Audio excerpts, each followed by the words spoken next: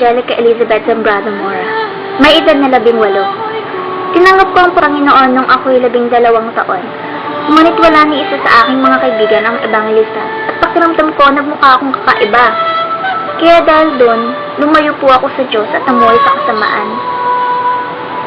At dumating ang araw na hinila ako ng Diyos papalabas doon.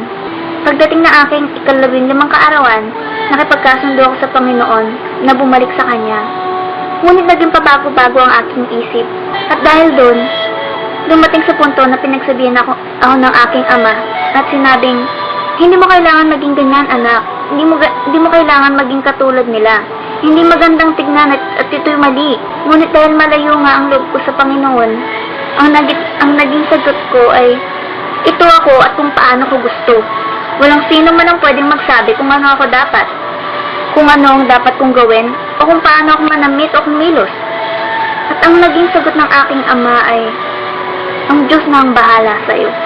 Siya ang magpapabago sa iyo. At pagdating ng aking 17 na kaarawan, tuluyan akong bumalik sa Panginoon. Lumapit ako sa Kanya at humingi ng kapatawaran sa lahat ng aking mga nagawang kasalanan. Nagsisi ako at nagbalik loob sa Kanya. Inimbitahan ako sa 15 araw na pag-aayuno. Hiniling ko sa Kanya na baguhin ako. Humingi ako ng senyalis mula sa Panginoon na kung tinatanggap niya ako, na kung narito siya para sa akin, na gusto kong kausapin niya ako at magparamdam sa akin. Pero lumipas ang mga araw na wala siyang paramdam, na walang paramdam galing sa Kanya. Ngunit bago matapos ang 15 pag-aayuno, narinig ko ang Kanyang tinig at nagkaroon ng isang pangitain sa mga salita na nakasulat sa Jeremiah 33:3 na tumawag sa akin at ako'y sasagot sa iyo. At ako'y magpapakita sa iyo ng mga dakilang bagay at mahihirap na hindi mo nangalaman. Nagdasal ako at sinabing, Panginoon, para sa akin ba yun? Inilihim ko po ang mensahe ngayon at hindi nagsabi sa iba. Pinabulayan ko ang mga salita ng Diyos na kung ang tumawag sa akin na ibig sabihin ay manalangin. Ngunit ano naman ang dakila at mahihirap na hindi mo nangangalaman. Naisip ko kaagad na ito'y wala ng iba kung hindi ang langit at impyerno. At sabi ko sa Kanya na, Panginoon, gusto kong ipakita mo sa akin ng langit pero hindi ang impyerno. Nagdasal ako ng taimtim sa Kanya. At sinabi ko na kung yun ang Kanyang nais, susundin ko. Kahit na ako'y takot na takot, at sinabi ko sa kanya na kailangan niya muna akong baguhin dahil gusto kong magbago para sa kanya. Magmula nun, araw-araw akong nagdasal sa kanya hanggang dumating ang buwan ng Nobyembre kung saan isang lingkod ng Panginoon ang dumalaw sa aming bahay upang magbigay ng mensahe mula sa Panginoon na kailangan ko daw maghanda dahil malapit nang ipakita sa akin ang kaharian ng langit at impyerno. Tinanong ko siya kung paano niya nalaman dahil wala akong pinagsabihan tungkol dito. At ang naging sagot niya sa akin ay, ang Diyos na iyong pinaglilingkuran at pinupuri, parehong Diyos na aking ding pinupuri, ang nagsabi sa akin. At pagkatapos na nagdasal kami kasama ang ibang pamilya at ibang kasamahan sa simbahan. At habang nagdadasal, ay biglang lumiwanag at nakita ko ang pagbukas ng langit na may dalawang anghel na pababa. Tinanong ko ang mga ito kung bakit sila naparito at ang sabi nila, narito kami para sa isang misyon. Narito kami dahil kailangan mong makita ang langit at impyerno. Magmula nun ay hindi ako iniwan ng mga anghel hanggat hindi dumating ang takdang araw. At kahit saan ako pumunta, nakasunod sila sa akin. Mula paaralan hanggang sa pag-uwi ng bahay. Napakatangkad ng mga anghel. Napakaganda nilang tingnan at napakaganda nilang kanilang pakpak. Maningning ang mga ito nakasuot ng kristal na sandals at ang banal na puting damit. At ang lingkod ng Panginoon na dumalaw sa aming bahay ay pinagsabihan ako na kailangan kong maging handa, na kailangan kong ihanda ang sarili ko dahil malapit ko nang makita ang langit at impyerno. At para makita ito ay kailangan kong mamatay. Hindi ito naging madali para sa akin. Tinanong ko siya kung paano ako mamamatay dahil nga napakabata ko. At ang naging sagot niya ay, wala kang kailangan ipag-alala. Lahat ng bagay sa Diyos ay perpekto. Noong ikapito ng Nobyembre, habang pauwi ng bahay, nakarinig ako ng isang tinig na nagsabing, maging handa, dahil ang araw na ito ang iyong kamatayan. Alam ko na ang tinig na iyon ay mula sa banal na espiritu. At sinabi kong, Panginoon, hindi ko nais na mamatay ngayon. Ngunit inulit niya ang kanyang sinabi na, maging handa, dahil ang araw na ito ang iyong kamatayan. Sinabi niya ito ng mas malakas na may higit na puwersa. At kahit na ako'y takot na takot, sinuko ko ang aking sarili. At nung kauwi ng bahay, naroon ang aking pamilya, mga sister sa simbahan at ang lingkod ng Diyos na dumalaw sa amin dati. Sinabi niya na kailangan akong pahiran ng langis. At habang ako'y pinapahiran, pakiramdam ko ay binabalutan ako ng hindi maipaliwanag na bagay na nakapaligid sa akin. Na parang sandata na hindi man lang nila ako mahawakan. At habang nananalangin, biglang sumikip ang aking dibdib at nahirapan ng huminga. Nagsimulang sumakit ang aking tiyan at puso, pati na rin ang buo kong katawan. At ang kaya ko lamang sabihin na ibigyan niya ako ng lakas dahil hindi ko makaya ang sakit. Nang tumingin ako sa langit, nakita ko ang pagbubukas nito. Nakita ko ang mga anghel. Hindi 2 o 10, kundi milyong mga anghel na nagtitipon at sa gitna nito ay 10,000 beses na liwanag kaysa sa araw. At doon ko sinabi na, Panginoon, ikaw na yan ang dumarating. At sa mga oras na iyon, narinig ko ang boses ng Panginoon. Napakagandang tinig na mararamdaman mo yung mga halong pagmamahal. Huwag kang matakot, anak, dahil ako ang Panginoon, ang iyong Diyos. At ako'y dumating dito upang ipakita sa iyo ang aking ipinangako. Pagkatapos na naibungangon ako sa pagkakaluhod at nawala ang takot, at habang ako'y naglalakad, nagsimulang buksan ng mga anghel ang daan, kung saan isang matindi at maningning na liwanag ang tumambad sa akin, kung saan nakaramdam ako ng kapayapaan. Ang masilayan ko ito, nakita ko ang isang maganda, matangkad, matikas at matipunong lalaki. Masyadong maliwanag para masilayan ang kanyang muka, ngunit nakita ko ang kanyang napakagandang buhok na maningning na parang ginto, at napakaputing damit na may gintong pamigkis na sumagi sa kanyang dingdib. At nakalagay, Hari ng mga hari at Panginoon ng mga Panginoon. Tumingin ako sa kanyang mga paa. Suot niya ang makintab na gintong sandalyas. Inabot niya ang kanyang kamay sa akin at nang hinawakan ko ito, alam ko na yun na ang simula ng papakita ng Panginoon sa akin tungo sa langit at impyerno. Biglang umuga ang lupa at bumayak sa gitna. May isang madilim na lagusan kung saan kami dumaan pababa, at isang kakilakilabo na kadiliman at malaking bilog ang aking nakita. At maririnig ang milyong-milyong boses na sumisigaw. Nakaramdam ako ng init na pakiramdam ko masusunog ang aking balat. At yun na palang nagusan patungo sa impyerno. Pagdating namin sa dulo ng lagusan, iniabot sa akin ng Panginoon ng isang papel at lapis upang isulat ang mga pangyayaring aking makikita at maririnig. At sinabi ko kay Jesus na, Panginoon, susundin ko ang iyong pag-uutos. Ngunit ngayon pa lang ang dami ko nang nakikita, mga kaluluwang pinapahirapan at napakalawak na apoy. Nakita ko ang kakilakilabot na itsura ng mga demonyo. Tumatakbo ang mga ito ng mabilis at may hawak na bagay sa kanilang kamay. Tinanong ko ang Panginoon kung bakit sila tumatakbo at ano yung hawak nila. Yun pala ay dahil nagmamadali ng mga ito, dahil alam nilang malapit nang maubos ang kanilang oras, upang sirain ang sangkatauhan at kanyang mga hinirang. At ang bitbit nilang darts ang paraan ng kanilang pagsira sa mga tao, na bawat isang demonyo ay binigyan ng pangalan upang sirain ang tao at dalhin sa lugar na yon. Layunin nilang dalhin ang mga ito sa impyerno. Nakita ko kung paano tumakbo ang mga demonyo papalabas patungo sa ating mundo. At sinabi ni Jesus, tutungo sila sa lupa upang dalhin at itapon ang sangkatauhan sa lugar na ito. At habang sinasabi ito ay humagulgol ng Panginoon sa iyak na parang gusto ko na rin umiyak. Pagkatapos ay dinala ako ng Panginoon sa isang selda kung saan nakita kong isang binatang nasusunog sa gitna ng apoy. Pansin ko rin na may nakasulat sa noon nito, numero 666 na parang nakatattoo din sa kanyang balat. Ang kanyang katawan ay nabubulok at tinuod habang siya ay nasusunog. Sumisigaw ito at humihingi ng tulong sa Panginoon, ngunit ang tugon ng Panginoon ay, huli na, ibinigay ko sa iyo ang pagkakataon at hindi mo ninais magsisi. Itinanong ko sa Panginoon kung bakit naririto ang binata. Ito daw ay malapit sa kanya noon, ngunit gaya ng iba ay tinalikuran siya. Napunta sa maling landas at nalulong sa masamang bisyo. Muling lumuha ang Panginoon at sinabi, hindi ko nilikha ang impyerno para sa sangkatauhan. Nilikha ko ito para sa demonyo at kanyang mga anghel. Ngunit dahil sa kasalanan at kakulangan ng pagsisisi, dito bumabagsak ang mga tao. Anak, ibinigay ko ang aking buhay para sa sangkatauhan. Ibinigay ko ang aking buhay dahil sa pagmamahal at awa, upang sila ay hindi mapunta sa lugar na ito, upang ang sangkatauhan ay magpatuloy sa pagsisi at makapasok sa kaharian ng langit.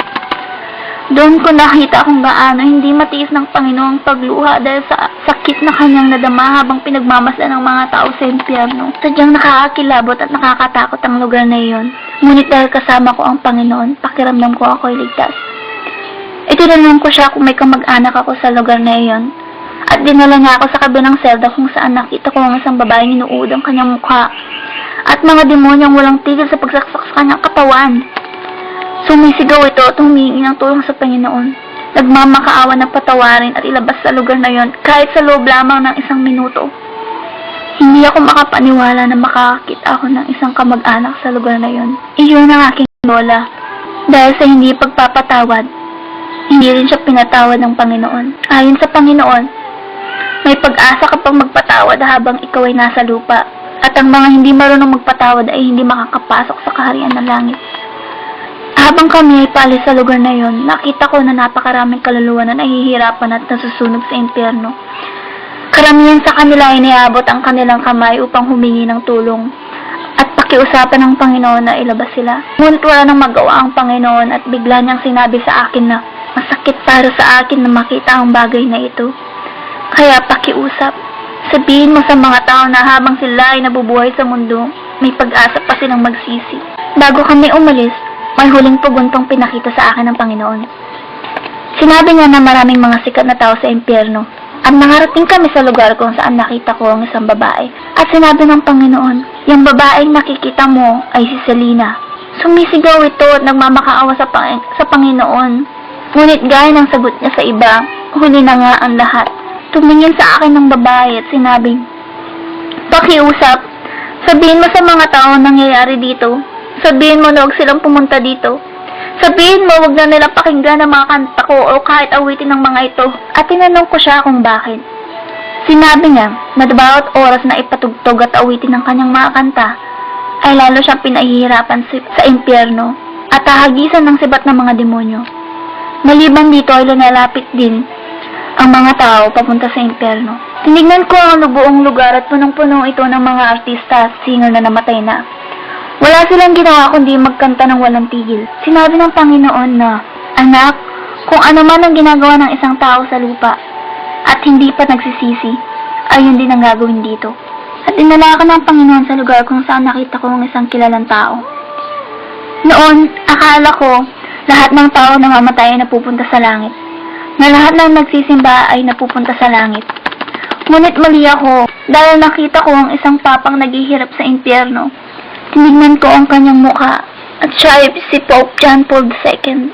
Sinabi ng Panginoon na, tingnan mo anak, ang isang papa ay naririto dahil sa kanyang hindi pagsisisi. Walang makasalanan, walang taong sumasamba sa anito, walang sakim at sinungaling ang magmamana sa aking kaharian. Oo, marami siyang bagay na nasabi, ngunit kailanman hindi niya sinabi ang totoo. Kahit alam niya ang katotohanan, pinili niya pa rin ang pera kahit siya ay nangangaral sa mga tao. Hindi niya sinabi sa mga tao na totoo ang impyerno at langit, at ngayon siya ay naririto. Pinangmasdan ko ang papa at may nakabalot sa kanyang lalamunan, isang demonyo na nababalutan ng karayom. Pilit niya itong tinatanggal, ngunit patuloy ding bumabalik. Halika anak, sabi ng Panginoon. Ipapakita ko sa iyo ang buhay ng papang ito. Pinakita ng Diyos ang buhay ni John Paul at nakita ko kung paano siya mahalin ng mga tao. Iniidolo siya ng mga tao imbis ng Panginoon. At sinabi ng Panginoon na napakaraming tao na hahatak ng papa na akala nila sila'y maliligtas nito. Ngunit sinabi ng Panginoon na walang sino man ang makakapagligtas sa isang tao kung hindi siya, wala ng iba. Gusto ng Panginoon na tayo lumapit sa Kanya dahil tayo mahalaga para sa Kanya. Tayo ay mahal niya. Pinakita ng Panginoon ang lugar kung saan maraming taong naglalakad papunta sa impyerno. Maraming tao na naglalakad papunta sa lagusan na may kadena sa paa at nakasuot na itim na damit. At habang pinagmamasdan ang mga ito, nakita ko ang dalawa kong pinsan na naglalakad papunta sa lugar na yon. At sinabi kong, Panginoon, papunta dito ang aking pamilya. At sinabi ni Jesus, anak, ang mga taong nakikita mo ay mga taong hindi ako kilala, at ang dala-dala nila ay ang kanilang kasalanan. Sabihin mo sa kanila na pumunta sa akin, na patatawaran ko lahat ng kanilang mga kasalanan, na nakabukas ang aking mga palad para hintayin sila. Sabihin mo na sila ay naglalakad papunta sa lugar na ito, na pinili kita bilang isang bantay na nangangahulugang ikaw ay magsasabi ng katotohanan sa kanila. Sinabi ng Panginoon na maraming tao naglalakad papunta sa lugar na iyon. Mga sikat at mahahalagang tao. Gaya na lamang ng isang tao na pinakita sa akin ng Panginoon. Kilala siya sa buong mundo, ngunit siya ay satanista at hindi ito alam ng marami. Nakipagkasundo siya sa demonyo upang makamit ang kasikatan, ang katanyagan. Ang kanyang galaw kung paano sumayaw, yun ang nakita ko kung paano maglakad ang mga demonyo sa impyerno habang pinahihirapan ng mga tao. Sila ay dumudulas patalikod at hindi paharap. At ganoon din ang pagsayaw ni Michael Jackson. Hindi itong naging madali para sa akin na makita siya sa kalagayan na yun. Ang sabi ng Panginoon, na kung sino man ang nakikinog o kinakanta at humahanga kay Michael Jackson ay isang patibong na demonyo upang ikaw ay mapunta rin sa impyerno. Ngayon kailangan itakwil ito ng mga tao dahil gusto ni Jesus na makawala tayo sa patibong na iyon para tayo hindi mapahamak at mawala. Susunod na nakita ko ay mga taong nakatali ang mga kamay hanggang sa paa. Mga taong naglalakad papunta sa impyerno. Bawat isa ay nakasuot ng puting damit, ngunit ito ay punit-punit, gusot at puno ng mantsa. Nakita ko ang aking mga tiyo at iba pang tao na tumalikod sa Panginoon. At ang sabi ni Jesus, anak, ito ang mga taong kilala ko, ngunit nag-iba ng landas, at mga taong sabay nakasangkot ang namumuhay sa dalawang klase ng magkaibang relasyon. Tingnan mo kung paano sila lumayo sa akin, paano nila ako tinalikuran. Gusto kong sabihin mo sa kanila na darating ako para sa kanila. Darating ako para sa mga banal na tao. Sabihin mo sa kanilang bumalik na sa dating landas. Humayo ka at sabihin mong ako'y naghihintay para sa kanila, na isuko sa akin ang kanilang buhay at ito'y papalitan ko ng kaginhawaan. At muling lumuha ang Panginoon at sinabing, anak, papunta sila sa lugar na ito. Humayo ka at sabihin mo sa iyong mga tiyo, sabihin mo sa lahat ng kamag-anak mo na papunta sila dito. Anak, maraming taong hindi maniniwala sa iyo, tanging ako lamang ang iyong tapat na saksi. At kahit hindi ka nila paniwalaan, sabihin mo sa kanila ang katotohanan at ipapakita ko sa iyo kung paano napupunta ang mga tao dito. At pumunta kami sa isang lagusan kung saan maraming taong nahuhulog sa kailaliman.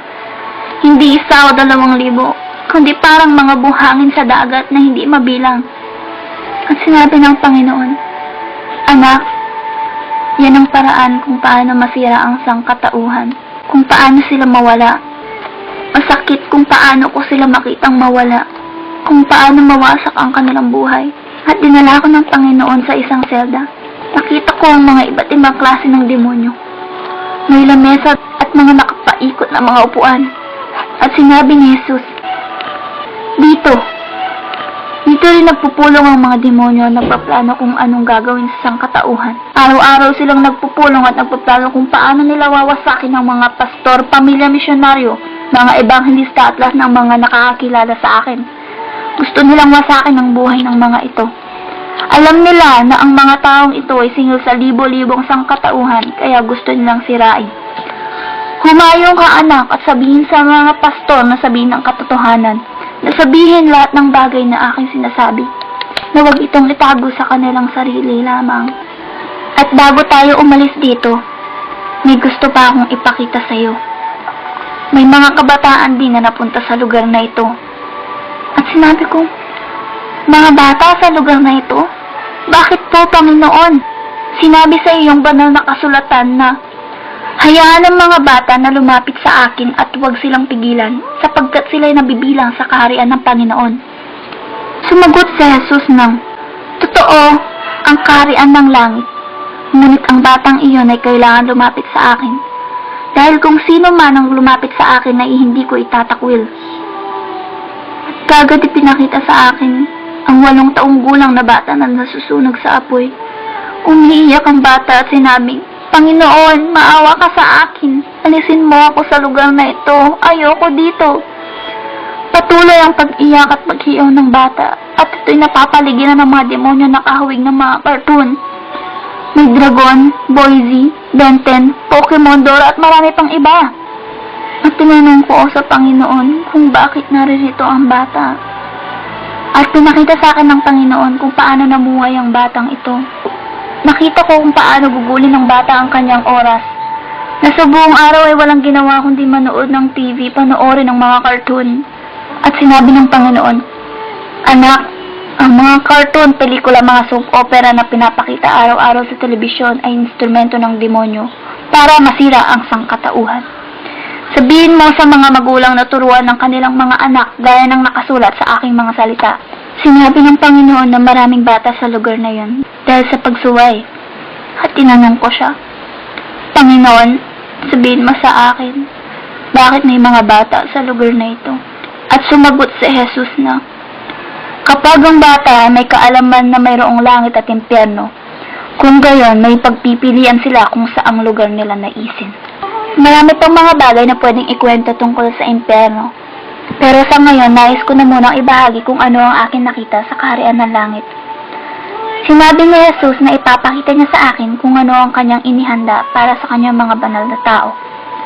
At nang makalabas kami sa lagusan ng impyerno, biglang nagkaroon ng liwanag at kami nagsimula ng pumaitaas sa kaharian ng langit. Sumalubong ang punto na may nakasulat na higanting mga letra na ginto na maligayang pagdating sa kaharian ng langit. Pagkatapos ay bumukas ang pinto at kami pumasok. Nakakita ako ng mga anghel na nagbibigay ng kaluwalhatian, karangalan at kapurihan sa ating Ama. At habang patuloy na naglalakad ay sumalubong ang isang mesang hindi ko makita kung hanggang saan dahil sa haba nito. May mga libo-libong upuan na nakabalot dito at sa pagitan ng bawat upuan ay may damit kasama ng korona. At sinabi ng Panginoon na, Anak, ang nakikita mong korona ay ang putong ng buhay. Nakatakip ang mesa ng isang puting mantel na may ukit ginto sa dulo. May mga plato, gintong kopa, prutas, lahat ay nakahanda sa mesa. At napakaganda nito.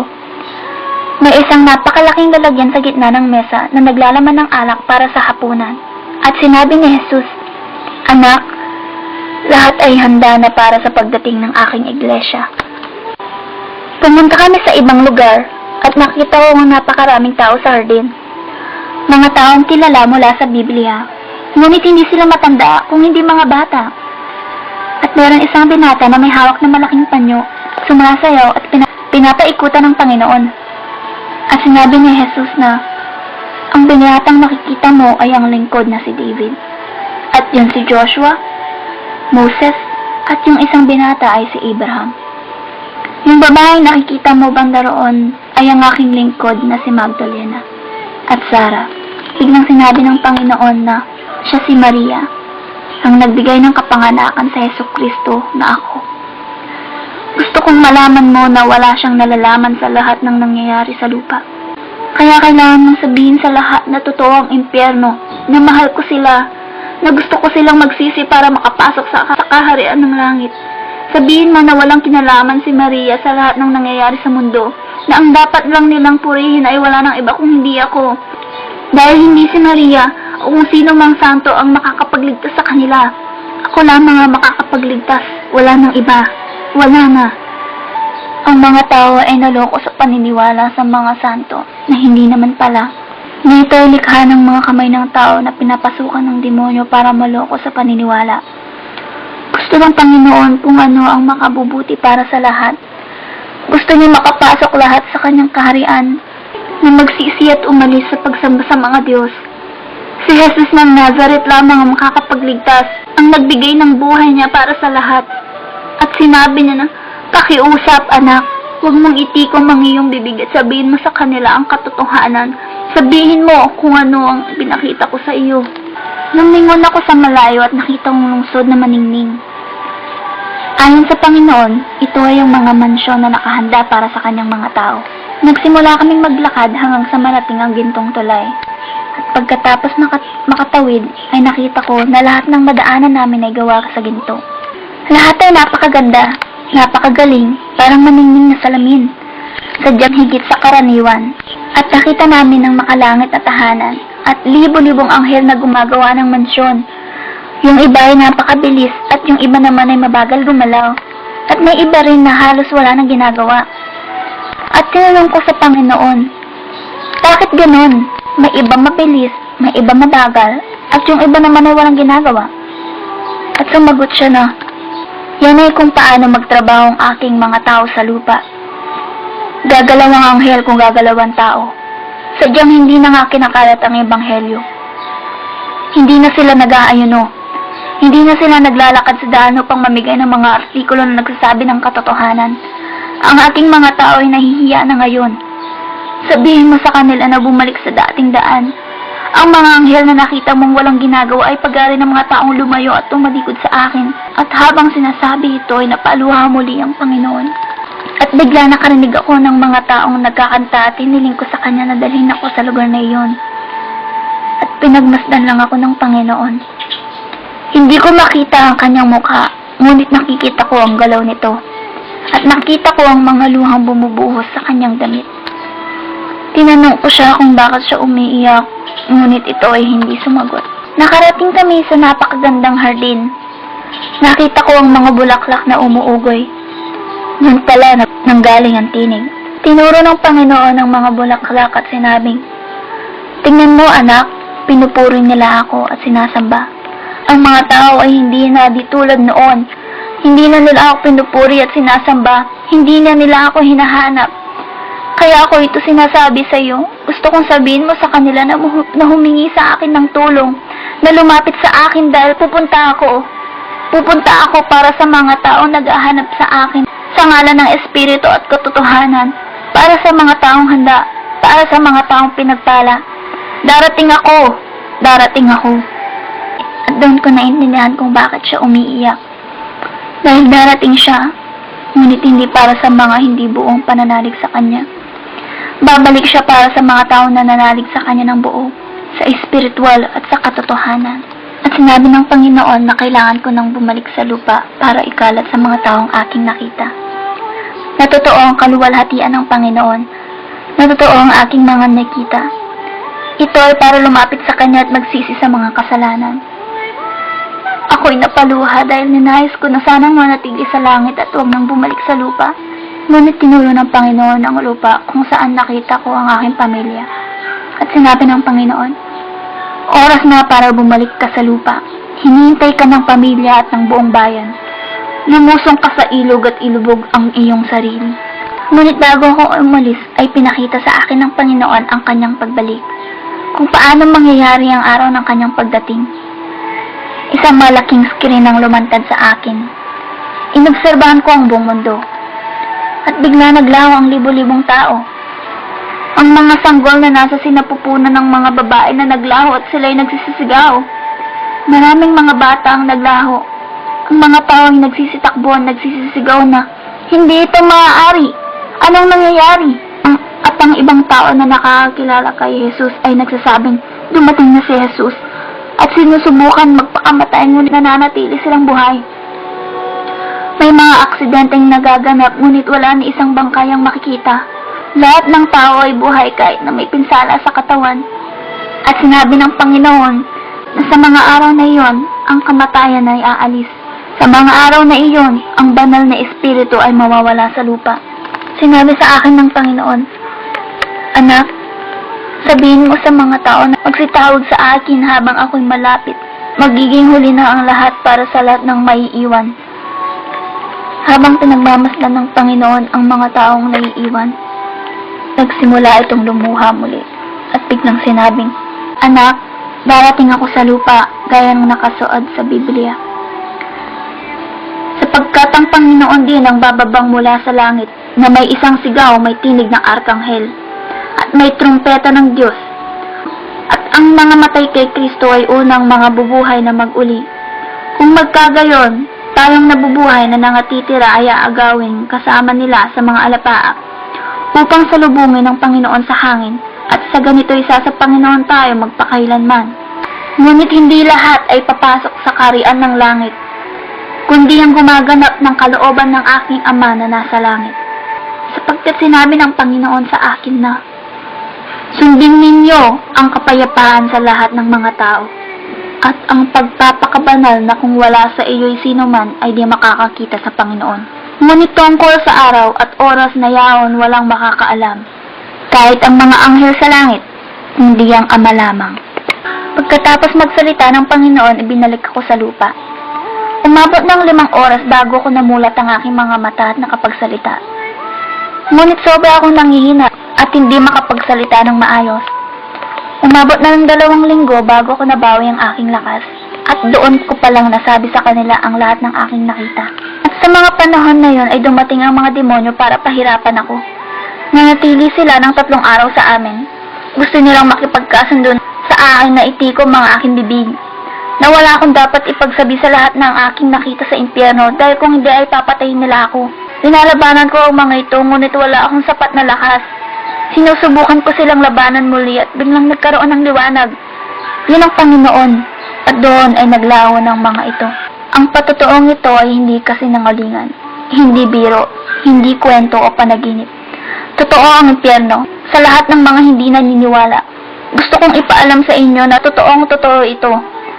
Ngayon ang araw ng kaligtasan. Ngayon ang araw na dapat imbitahin ng Panginoon, ang tagapagligtas sa inyong buhay. Ito ay simple ngunit mahalagang sabihin sa Kanya. Tinatanggap kita, Jesus. Ikaw ang aking tagapagligtas. Ibinibigay ko ng buo ang aking buhay at kaluluwa sa iyo.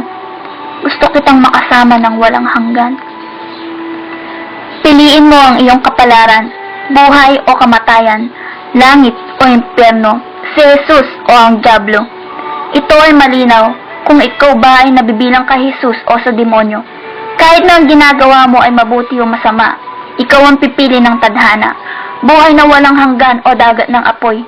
Isipin niyo itong mabuti. Kailangan niyo ng magdesisyon ngayon. Namatay si Jesus para sa atin, para sa ating kasalanan. Binigyan niya tayo ng pagkakataon para mailigtas dahil sa kanyang awa. Tanggapin niyo siya bilang iyong tagapagligtas. At ngayong narinig niyo ang patotoo na ito, huwag niyong hayaan na pagsisihan niyo ito habang buhay sa impyerno. Amen.